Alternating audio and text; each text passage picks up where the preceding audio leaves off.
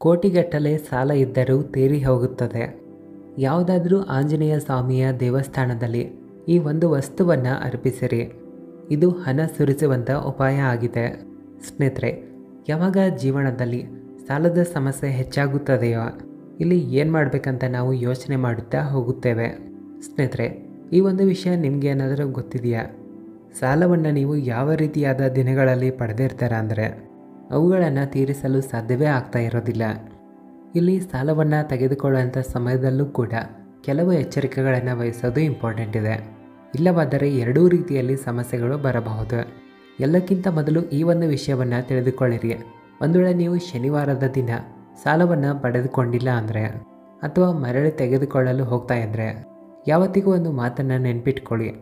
ಮರೆತರೂ ಸಹ ಶನಿವಾರ ಸಾಲವನ್ನು ಪಡೆದುಕೊಳ್ಳಬಾರದು. ಯಾಕಂದರೆ ಶನಿವಾರದ ದಿನ ಪಡೆದಂಥ ಸಾಲವು ಯಾವತ್ತಿಗೂ ತೀರುವುದೇ ಇಲ್ಲ. ಮತ್ತು ಶನಿವಾರದ ದಿನ ಸಾಲದ ಪತ್ರದ ಮೇಲೆ, ಲೋನ್ ಪತ್ರದ ಮೇಲೆ ಸೈನ್ ಮಾಡಬಾರದು. ಇಲ್ಲವಾದರೆ ತೊಂದರೆಗಳು ಬರುತ್ತವೆ.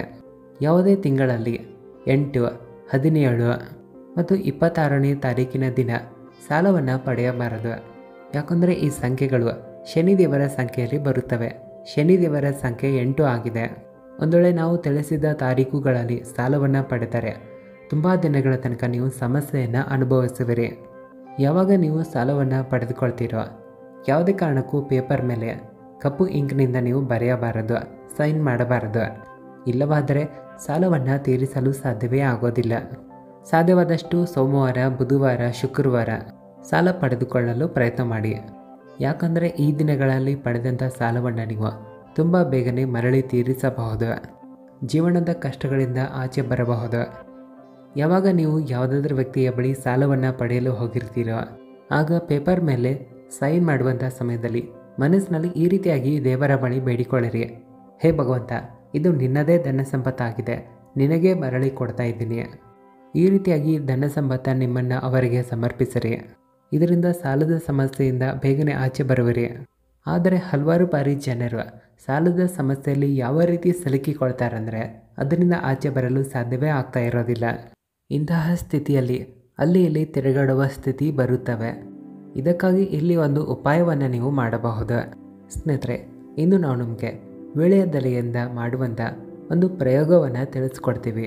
ಈ ವೀಳ್ಯದೆಲೆಯ ಪ್ರಯೋಗವು ತುಂಬಾ ಚಮತ್ಕಾರಿಕವಾಗಿದ್ದು ಕೋಟಿಗಟ್ಟಲೆ ಖರ್ಚು ಇದ್ದರೂ ಅದು ಇಳಿದೋಗುತ್ತದೆ. ಎಲ್ಲಕ್ಕಿಂತ ಮೊದಲು ವಿಡಿಯೋವನ್ನು ಲೈಕ್ ಮಾಡಿ, ಭಕ್ತಿಯಿಂದ ಕಾಮೆಂಟ್ ಬಾಕ್ಸ್ನಲ್ಲಿ ಜೈ ಶ್ರೀರಾಮ್, ಜೈ ಹನುಮಾನ್ ಅಂತ ಬರೆಯಿರಿ. ಹಾಗಾದರೆ ಬನ್ನಿ ಆ ಉಪಾಯಗಳ ಬಗ್ಗೆ ತಿಳಿದುಕೊಳ್ಳೋಣ. ಎಲ್ಲಕ್ಕಿಂತ ಮೊದಲು ಚೆನ್ನಾಗಿರುವಂಥ ಒಂದು ವೀಳ್ಯದೆಲೆಯನ್ನು ತೆಗೆದುಕೊಳ್ಳಿರಿ. ವೀಳ್ಯದೆಲೆಯು ಧನ ಸಂಪತ್ತಿನ ಸಮಸ್ಯೆಗಳನ್ನು ದೂರ ಮಾಡುವಂಥ ಕಾರ್ಯವನ್ನು ಮಾಡುತ್ತದೆ. ಇಲ್ಲಿ ತುಂಬ ಚೆನ್ನಾಗಿರುವಂಥ ವೀಳ್ಯದೆಲೆಯನ್ನು ತೆಗೆದುಕೊಳ್ಳಬೇಕು. ಅದು ಎಲ್ಲಿಯೂ ಹರಿದು ಹೋಗಿರಬಾರದು. ಇದು ಹಚ್ಚು ಹಸಿರಾಗಿ ಇರಬೇಕು. ಈಗ ಆ ಎಲೆಯ ಮೇಲಿರುವಂಥ ಕಡ್ಡಿಯನ್ನು ತೆಗೆಯಬೇಕು.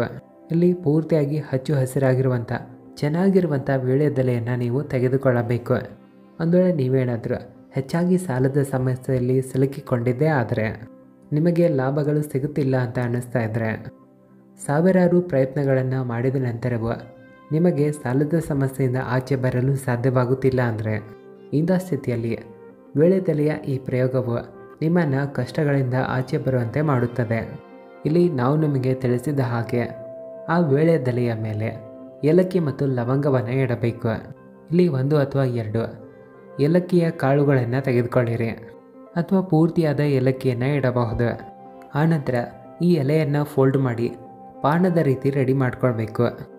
ನಂತರ ಮಂಗಳವಾರದ ದಿನ ಸಾಯಂಕಾಲದ ಸಮಯದಲ್ಲಿ ಅಂದರೆ ಸ್ನಾನಾದಿಗಳನ್ನೆಲ್ಲ ಮುಗಿಸಿಕೊಂಡು ಸ್ವಚ್ಛವಾದ ಬಟ್ಟೆಗಳನ್ನು ಧರಿಸಿಕೊಳ್ಳಿರಿ.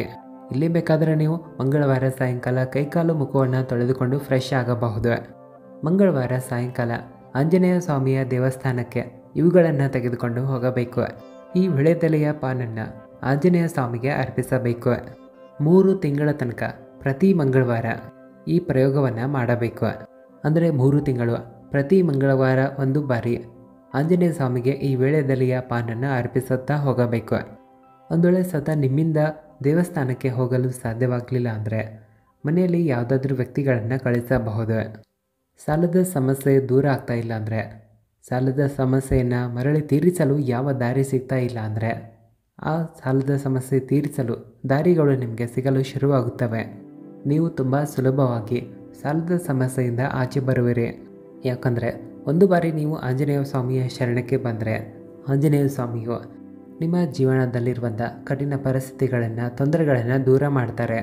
ಇನ್ನು ಮತ್ತೊಂದು ಚಿಕ್ಕದಾಗಿರುವ ಪ್ರಯೋಗವನ್ನು ಹೇಳ್ತೀವಿ ಕೇಳಿ. ಹಲವಾರು ಬಾರಿ ಏನಾಗುತ್ತಂದರೆ ಸಾಲದ ಸಮಸ್ಯೆ ಕೂಡ ತೀರ್ತಾ ಇರೋದಿಲ್ಲ, ಹಣ ಗಳಿಸಿದ್ರೂ ಕೂಡ ನಿಲ್ತಾ ಇರೋದಿಲ್ಲ. ಜೊತೆಗೆ ಕೆಲವರು ವಿವಾಹದಲ್ಲಿ ತಡ ಆಗ್ತಾ ಇರುತ್ತೆ, ನೌಕರಿಯಲ್ಲಿ ಪ್ರಮೋಷನ್ ಆಗ್ತಾ ಇರೋದಿಲ್ಲ. ಹಲವಾರು ಜನರಿಗೆ ನೀವು ಹಣವನ್ನು ಕೊಟ್ಟಿರ್ತೀರ, ಹಣ ಅಲ್ಲಿ ಸಿಲುಕಿಕೊಂಡಿರುತ್ತೆ. ಇಂಥ ಸ್ಥಿತಿಲಿ ಒಂದು ಚಿಕ್ಕ ಪ್ರಯೋಗವನ್ನು ನೀವು ಮಾಡಿರಿ. ಇಲ್ಲಿ ಕೆಲವರಿಗೆ ಸ್ವಂತ ಮನೆ ಕೂಡ ಇರೋದಿಲ್ಲ, ಮದುವೆಗೆ ಸಂಬಂಧಪಟ್ಟಂಥ ಸಮಸ್ಯೆಯಲ್ಲಿ ಇರ್ತಾರೆ. ಇಂಥ ಎಲ್ಲ ಸಮಸ್ಯೆಗಳು ದೂರ ಆಗಲಿ, ಹಣಕಾಸಿನ ಸಮಸ್ಯೆ ದೂರ ಆಗಲಿ ಅಂತ ನೀವು ಇಷ್ಟಪಡ್ತಾ ಇದ್ದರೆ ಇಲ್ಲಿ ಮಂಗಳವಾರದ ದಿನ ನೀವು ಒಂದು ತುಂಬ ಚಿಕ್ಕದಾಗಿರುವ ಪ್ರಯೋಗವನ್ನು ಮಾಡಿರಿ. ಇಲ್ಲಿ ಚೆನ್ನಾಗಿರುವಂಥ ಒಂದು ವೀಳ್ಯದೆಲೆಯನ್ನು ತೆಗೆದುಕೊಳ್ಳಿರಿ, ಅದರಲ್ಲಿರುವ ಕಡ್ಡಿಯನ್ನು ತೆಗೆದುಹಾಕಿರಿ. ಇಲ್ಲಿ ಒಂದು ಮಾತನ್ನು ನೆನ್ಪಿಟ್ಕೊಳ್ಳಿ, ಆ ಎಲೆ ತುಂಬ ಚೆನ್ನಾಗಿರಬೇಕು. ಈ ಎಲೆಯನ್ನು ಅಂದರೆ ಹೊಳಪಾಗಿರುವಂಥ ಎಲೆಯನ್ನು ಉಲ್ಟಾ ಮಾಡಿರಿ. ನಂತರ ಅದರ ಮೇಲೆ 2 ಲವಂಗಗಳನ್ನು ಇಟ್ಟುಬಿಡಿ. 2 ಕೈಗಳಿಂದ ಈ ವೀಳ್ಯದೆಲೆಯನ್ನು ತೆಗೆದುಕೊಳ್ಳಿರಿ. ಮನೆಯಿಂದ ಆಚೆ ಹೋಗಿ ಹರಿತಿರುವಂಥ ನೀರಿನಲ್ಲಿ ಇದನ್ನು ಹರಿಬಿಡಬೇಕು. ಇಲ್ಲಿ ನೀವು ಏನು ಮಾಡಬೇಕಂದ್ರೆ ನಿಮ್ಮ 2 ಅಂಗೈಗಳಲ್ಲಿ ಈ ವೀಳ್ಯದೆಲೆಯನ್ನು ಇಟ್ಕೊಂಡು ಅದರಲ್ಲಿ 2 ಲವಂಗಗಳನ್ನು ಹಾಕಿ ಹರಿಯುತ್ತಿರುವಂಥ ನೀರಿನಲ್ಲಿ ಬಿಟ್ಟು ಬಿಡಬೇಕು. ಒಂದು ವೇಳೆ ನಿಮಗೆ ನದಿಯು ಸಿಗಲಿಲ್ಲ ಅಂದರೆ ಹಾಗೆ ಆಂಜನೇಯ ಸ್ವಾಮಿಯ ಯಾವುದಾದ್ರೂ ದೇವಸ್ಥಾನದಲ್ಲಿ ಇಟ್ಟು ಬರಬಹುದು. ಒಂದು ವೇಳೆ ಯಾವುದಾದ್ರೂ ಕೆರೆ, ಹೊಳೆಗಳು ಸಿಕ್ಕರೂ ಕೂಡ ಅಲ್ಲಿ ಇವುಗಳನ್ನು ಬಿಡಬಹುದು. ಇಲ್ಲಿ ಬೇಕಾದರೆ ಅರಳಿ ಮರದ ಕೆಳಗಡೆ ಕೂಡ ಇಟ್ಟು ಬರಬಹುದು. ಆ ಎಲೆನ ಬಿಡುವಂಥ ಸಮಯದಲ್ಲಿ ಅಥವಾ ಇಡುವಂಥ ಸಮಯದಲ್ಲಿ ಜೀವನದಲ್ಲಿರುವಂಥ ಸಾಲದ ಸಮಸ್ಯೆ, ಕಷ್ಟಗಳು ದೂರ ಆಗಲಿ ಅಂತ ಬೇಡಿಕೊಂಡು ಇಡಬೇಕು. ಇದರಿಂದ ನಿಮ್ಮ ಜೀವನದಲ್ಲಿರುವಂಥ ಎಲ್ಲ ಕಷ್ಟಗಳಿಂದ ನಿಮಗೆ ಮುಕ್ತಿ ಸಿಗುತ್ತದೆ. ಸ್ನೇಹಿತರೆ, ಇಲ್ಲಂತೂ ವೀಳ್ಯದೆಲೆಗೆ ತುಂಬ ದೊಡ್ಡದಾಗಿರುವ ಮಹತ್ವ ಇದೆ. ಪ್ರತಿ ಮಂಗಳವಾರ ನೀವೇನಾದರೂ ಆಂಜನೇಯ ಸ್ವಾಮಿಗೆ ಒಂದೊಂದಾಗಿ ವೀಳ್ಯದೆಲೆಗಳನ್ನು ಅರ್ಪಿಸುತ್ತಾ ಹೋದರೆ ಯಾವತ್ತಿಗೂ ನಿಮ್ಮ ಮೇಲೆ, ನಿಮ್ಮ ಮನೆಯ ಮೇಲೆ ಆಂಜನೇಯ ಸ್ವಾಮಿಯ ಕೃಪೆ ಸದಾಕಾಲ ಇರುತ್ತದೆ. ಧನ ಸಂಪತ್ತಿನಲ್ಲಿ ವೃದ್ಧಿಯಾಗುತ್ತದೆ. ಇಲ್ಲಿ ಕೋಟಿಗಟ್ಟಲೆ ಸಾಲ ಇದ್ದರೂ ಕೂಡ ಅವೆಲ್ಲ ದೂರ ಆಗುತ್ತವೆ, ನಾಶ ಆಗುತ್ತವೆ. ಸ್ನೇಹಿತರೆ, ಈ ಪ್ರಯೋಗವನ್ನು, ಉಪಾಯವನ್ನು ಖಂಡಿತವಾಗಿ ಮಾಡಿ ಲಾಭವನ್ನು ಪಡೆದುಕೊಳ್ಳಿರಿ.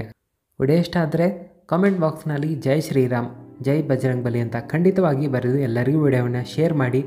ಮತ್ತೊಂದು ಹೊಸ ಮಾಹಿತಿಯ ಜೊತೆಗೆ ನಾನು ನಿಮ್ಮನ್ನು ಭೇಟಿ ಆಗ್ತೀನಿ. ಧನ್ಯವಾದಗಳು.